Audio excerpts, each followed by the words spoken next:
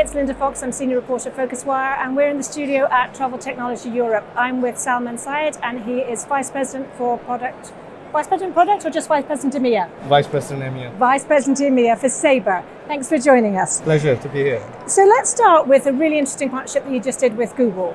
And in the information that we've been sent, it's being called a strategic, long-term partnership. So can you sort of take me through, what you'll be doing with them initially, and then what's the future vision? So, firstly, at Sabre, we're extremely excited about this partnership. It's a 10-year partnership agreement that we've signed, and it has basically three components. So the first component is obviously using their cloud infrastructure. Sure. The second component, which is what we're very excited about, is how can Google's capability experience help us develop software better, faster, through our development centers in Krakow, in the US, and in Bangalore.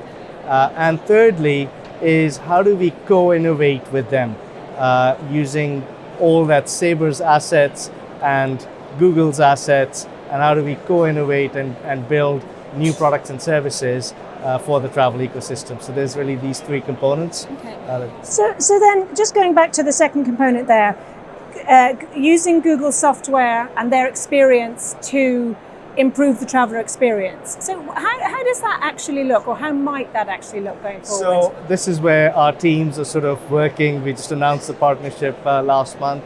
Literally the two teams are working side by side in framing this and how we can get the best out of each other. And so what, do they get together and say, okay, well, these are, say, the challenges that we'd really like to address. Where do you fit into that? Yeah, so it's innovation starts with the biggest problems and the biggest opportunities that are out there, and we know Sabre's vision is very clear, which is to create and lead the marketplace for personalized travel. So that's our vantage point. That's where we see the biggest opportunity, and Google sees it the same way. Okay, so then just going on to this idea of co-innovation, again, is that going to be all about the traveler experience, or is that going to be on other sides of the business? So that's as well?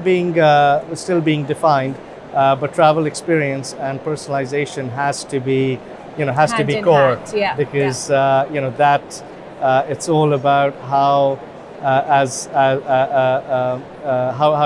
does one deliver the best retailing experience through the journey. And it has to start and end with how personalization.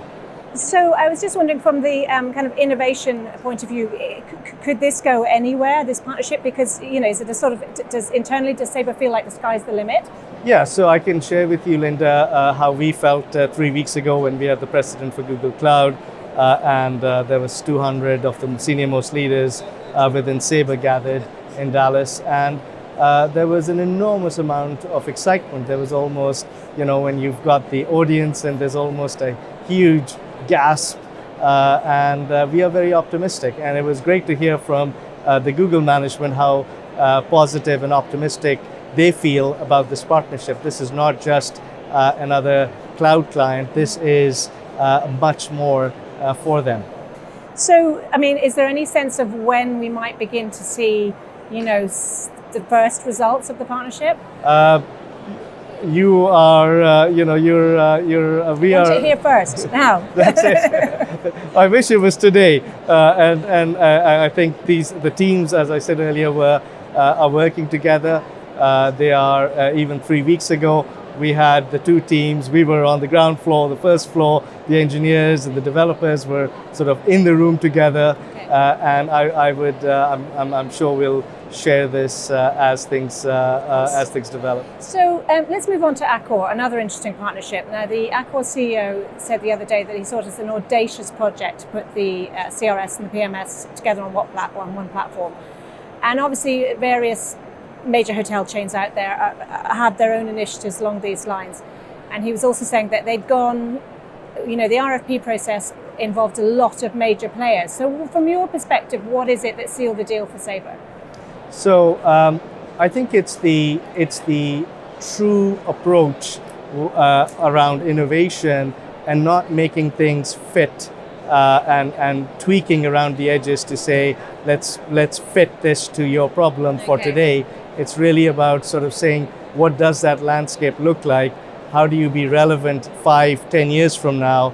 How do you intensify by X number of times this whole need for being able to retail and personalize better, and let's create that solution. And that's again, just like the Google partnership is a solution full of possibilities for us. So he said minimal viable product within 18 months. Now, historically, projects can go on. So, doable. Do you have to do it? To be honest, I don't have penalties? to be honest, I don't have a sense for that. Yeah. But I know Sabre is an ambitious company, and we solve for complexity. So I'm sure our teams are focused on trying to make it as soon as possible. But I'm not in a position to really comment on a Fair enough. So I just wanted to touch on Fairlogics, because at the moment I think it's the elephant in the room. So is there anything you can say on that whole acquisition? Well, as you know, it's still under judicial review, so I can't make any further comments on that. But do you see a way forward for Sabre without the acquisition? Well, we're already on that path. Yes. Both from an NDC perspective, and our focus is very much around how we help our suppliers, airlines in this case, retail better.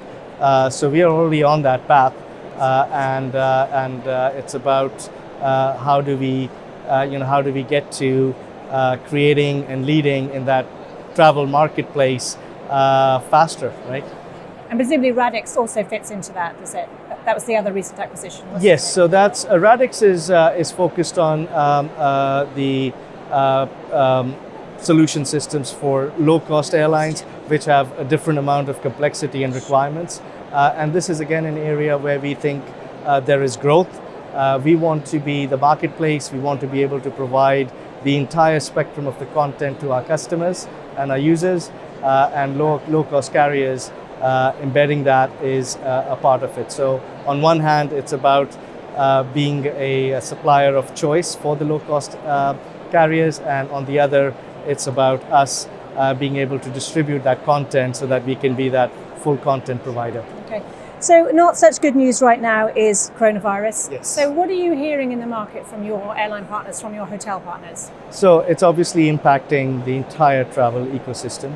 At Sabre, we are monitoring the situation just like other players. We're trying to be proactive in providing insights on what we are seeing, both in terms of what our customers are shopping for, what they're searching for, and we're trying to provide those insights. So as the demand moves, as the trends materialize, and more importantly, when there's this bounce back, that our customers are in a position to be able to respond and react to that and benefit from that. So we are monitoring it just like anybody else, but we're also trying to provide insights to our customers. We also have existing products like SafePoint, which helps corporate customers do a better job at duty of care. Okay. So that is, in the last week or so, we have gotten lots and lots of interest on a product like this. So is it a sort of traveler tracking type side of things? Exactly, and it monitors the events, it monitors the environmental situation, and is able to advise both the corporations as well as the users about the context. Okay, and then as a travel organization yourselves, are you having to take your own measures to mitigate risk? Of course, and in locations like China, for example, we have all our employees working from home. Same as in Italy. We have travel from and to restricted in those markets, and we are in every jurisdiction. We are following either the local government guidelines or the WHO's guidelines. Salman, thanks so much for joining us in the studio. studio. Thank you, Linda. Thank you very much.